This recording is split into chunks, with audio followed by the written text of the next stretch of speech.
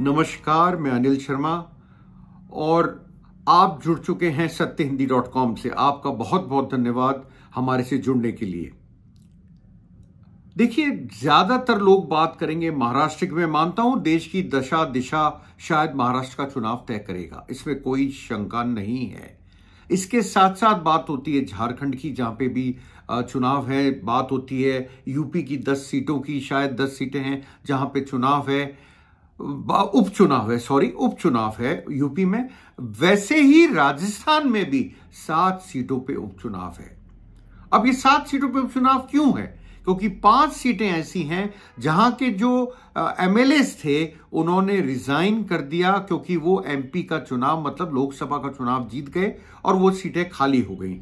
इसी तरह से जो 2 सीटें बची, उन सीटों पे दोनों प्रत्याशियों का जो जीत के आए थे और असेंबली के सदस्य थे, एमएलएस थे, उनकी मृत्यु हो गई, इसलिए वहां पे चुनाव है। तो टोटल मिला के 7 सीटें राजस्थान में उपचुनाव विधानसभा का है और दोनों पार्टियां बड़ा दमखम लगा रही हैं इन चुनावों को जीतने के लिए। देखिए, ये एक बहुत बड़ा मौका है भजनलाल जी को अपने आप को प्रूव करने के लिए, वरना उनका जो संघर्ष उन्होंने अभी तक, मैं संघर्ष तो नहीं बोलूंगा, अभी तक जो उन्होंने आगे बढ़ने की कोशिश करी है, एक तरह से जनता उसको पसंद कर रही है, नहीं कर रही है। ये चुनाव शायद उस बारे में भी कुछ बताने की कोशिश करेंगे। अब ये 7 सीटें हैं कौन सी और वहां पे क्या हो रहा है, इस बारे में थोड़ा बात करते हैं। 7 सीटें हैं। सबसे पहले झुंझुनू, दूसरी सीट है जहां पे आपको याद होगा बृजेंद्र ओला जीते थे और वो झुंझुनू से क्योंकि बन गए हैं एमपी, उन्होंने वो सीट खाली कर दी थी। दूसरी सीट है खीमसर, जहां से हनुमान बेनीवाल नागौर से जीते और वो विधानसभा का चुनाव खीमसर से जीते थे। आरएलपी से आते हैं और बृजेंद्र ओला जो है कांग्रेस से आते हैं, उन्होंने अपनी सीट खाली करी और उस सीट पे अब उपचुनाव है। तीसरी सीट है सलूंबर, जहां से अमृतलाल मीना आते थे और बीजेपी के थे, वो सीट उनके निधन से खाली हुई। चौथी सीट है 84, जहां पे बाप के कैंडिडेट राजकुमार रौत जीते थे, वो आपके बांसवाड़ा डूंगरपुर जीत के और वो भी सीट खाली करके एमपी बन चुके हैं और उन्होंने ये सीट खाली कर दी। उसके बाद आती है देवली उनियारा, जहां पे भी यही हुआ, जहां के कैंडिडेट थे हरीश मीणा, वो सीट विधानसभा की जीते, उसके बाद लोकसभा की जीते, कांग्रेस से आते हैं, उन्होंने वो सीट खाली करी और वहां पे अब के चुनाव है। छठी सीट है दौसा, जहां से मुरारीलाल मीणा जीत के आए थे, अब के कांग्रेस से आते हैं, पर अब के उन्होंने उस सीट को खाली करा और वो चले गए सीट खाली करके और एमपी बन गए और इसकी वजह से वहां पे चुनाव है। और 7वीं और आखिरी सीट है रामगढ़, जहां पे कौन जीता आप जानते हैं, वहां पे जुबैर खान जीते थे कांग्रेस के और वो उनकी मृत्यु हो गई। इसकी वजह से वहां पे कांग्रेस से आते हैं, वहां पे भी उपचुनाव। ये 7 सीटें हैं जहां पे उपचुनाव है। अब इसमें भी एक बात आप ध्यान दीजिएगा, इनमें से 4 सीटों पे त्रिकोणीय मुकाबला है और 3 पर सीधी फाइट है। अब वो 4 सीटें कौन सी हैं जहां पे त्रिकोणीय मुकाबला है? वो एक है झुंझुनू, जहां पे कौन कौन खड़ा है मैं नाम बता देता हूं। राजेंद्र बाबू हैं जो बीजेपी से खड़े हैं, कांग्रेस से अमित ओला जो शीशराम ओला के पोते हैं और बृजेंद्र ओला के बेटे हैं, वो खड़े हैं। और निर्दलीय में एक बड़ा चौंकाने वाला नाम आया राजेंद्र गुड़ा का, जो निर्दलीय होके खड़े हैं। अभी तक बीएसपी से पिछले बार मतलब 2018-23 के अंदर ये बीएसपी से चुनाव जीते थे और बाद में कांग्रेस से मिल गए थे और अशोक गहलोत गवर्नमेंट को इन्होंने सपोर्ट करा था, वो चुनाव लड़ रहे हैं। ऐसे ही खीमसर में अगर आप देखें, यहां भी त्रिकोणीय मुकाबला है। यहां पे रेवत राम डांगी भाजपा से लड़ रहे हैं, रतन चौधरी ये डॉक्टर है पेशे से, ये कांग्रेस से लड़ रही हैं और हनुमान बेनीवाल ने अपनी पत्नी कनिका बेनीवाल को उम्मीदवार आरएलपी से बनाया है। देखिए, बड़ा इंटरेस्टिंग मुकाबला है खीमसर का। मेरे हिसाब से one of the very few seat जहां पे बड़ा इंटरेस्टिंग मुकाबला आपको देखने को मिलेगा। अब आता हूं सलूंबर पे, जहां से अमृतलाल मीना का निधन हो गया था, वहां से भाजपा ने एक तरह से सिंपैथी कार्ड खेला, जैसा कि आप आगे भी देखेंगे, मैं बताऊंगा आपको। उन्होंने खड़ा करा है शांति देवी मीना, जो कि अमृतलाल मीना की वाइफ है, और उन्होंने खड़ा करा है कांग्रेस से। कांग्रेस ने अपने कैंडिडेट को जिसको खड़ा करा है उनका नाम है रेशमा मीना, विमेन कैंडिडेट, और उसके साथ में बीएपी मतलब बहुत आपकी बाप पार्टी से खड़े हुए हैं जितेश कटारा। ये लोग ये भी त्रिकोणीय मुकाबला है, और यहां सलूम्बर जो है, मान के चलिए एक ट्राइबल बेल्ट है, यहां पे बाप ने अपना कैंडिडेट खड़ा, इसका मतलब बिल्कुल साफ है। एक चीज तो मान के चलिए, अब के कांग्रेस सोलो गई है चुनाव में और किसी के साथ उसका गठबंधन नहीं हुआ है, जबकि लोकसभा चुनाव में बाप और आरएलपी मतलब हनुमान बेनीवाल जी की पार्टी, ये सब ने ज्वाइंटली चुनाव लड़ा था। ये आप लोगों को शायद ध्यान होगा कि जो इंडिया अलायंस बना था, पर ये जो विधानसभा के उपचुनाव हो रहे हैं इसमें कोई अलायंस नहीं है। कांग्रेस सोलो जा रही है और 7 सीटों पे चुनाव लड़ रही है। अब मैं आगे बढ़ता हूं। 84 ये भी ट्राइबल बेल्ट है, बिल्कुल ट्राइबल बेल्ट है, और यहां पे जो भाजपा के खड़े हुए हैं उनका नाम है कांग्रेस के जो खड़े हुए हैं उनका नाम है महेश रोत, बीएपी से जो खड़े हुए हैं वो अनिल कटारा, और यहां से जो बीजेपी के उम्मीदवार खड़े हुए हैं वो ननीमा। तो आप देखिए यहां पे त्रिकोणीय संघर्ष है। यह आपको त्रिकोणीय संघर्ष देखने को मिल रहा है। कहां पर? यह आपको मिल रहा है 84 में भी। इसके अलावा दौसा या डायरेक्ट कॉन्टेस्ट है बीजेपी और कांग्रेस में। बीजेपी ने खड़ा करा है जगमोहन मीना। अब यह बड़ा इंटरेस्टिंग चीज है। आप देखिए जगमोहन मीना कौन है? जगमोहन मीना डॉक्टर किरोड़ी लाल मीना के भाई हैं, जिन्होंने रिजाइन कर दिया था जुलाई में, और आज तक कोई डिसीजन बीजेपी ने नहीं लिया था। शायद इनको टिकट मिलने के बाद में अब उनका रेजिग्नेशन का काम खत्म हो गया, मेरे को ऐसा ही लगता है। आप मेरे से पूछे तो, क्योंकि भाई को बीजेपी ने टिकट दे दिया जगमोहन मीना को, तो अब किस बात की लड़ाई किरोड़ी लाल मीना की बीजेपी से? शायद ये सब इसीलिए किरोड़ी लाल मीना कर रहे थे उनके भाई को टिकट दिया जाए, शायद यही कारण हो, मेरा मानना है। हो सकता है और कुछ हो, पर लगता ऑन द आप अगर सरफेस पे देखें तो यही नजर आएगा कि शायद यही कारण था। अंत में वो अपने भाई के लिए टिकट लेके आ चुके हैं। इसके बाद आता है रामगढ़। यहां पे आप देखिए कांग्रेस ने भी एक तरह से सिंपैथी कार्ड खेला और जुबेर खान के बेटे आर्यन खान को अपना उम्मीदवार यहां से बनाया। उनका नाम आर्यन जुबेर है, क्योंकि वो अपने फादर का नाम भी लिखते हैं। और बीजेपी ने ये खड़े हुए हैं किससे?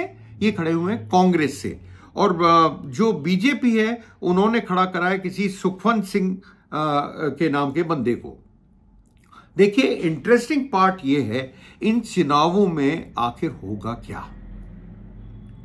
मैंने आपको बोला 4 सीटों पर त्रिकोणीय संघर्ष है, 3 पर सीधा मुकाबला है।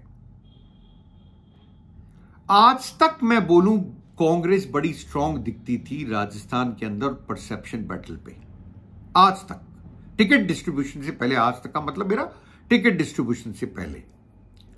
पर टिकट डिस्ट्रीब्यूशन के बाद में कई लोगों को यह लगने लगा है कि ये जो है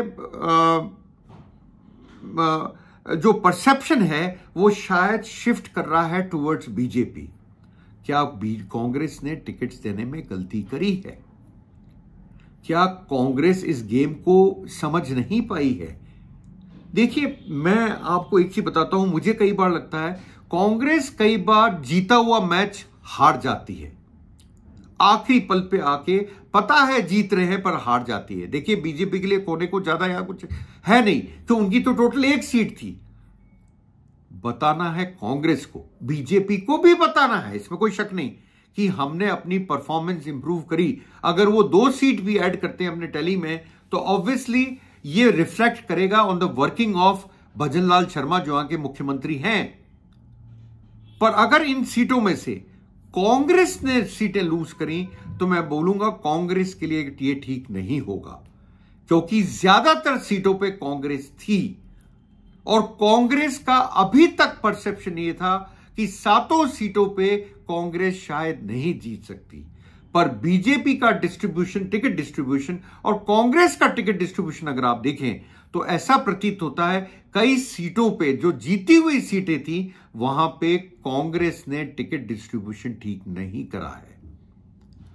यहां पे सिर्फ किरोड़ीलाल मीणा ही दांव पे नहीं लगे हुए, यहां पे सचिन पायलट भी बहुत बड़े दांव पे लगे हुए, 2 सीटों पे खास तौर से, एक देवली उनियारा और एक दौसा, जहां पर गुजरों की अच्छी खासी तादाद है।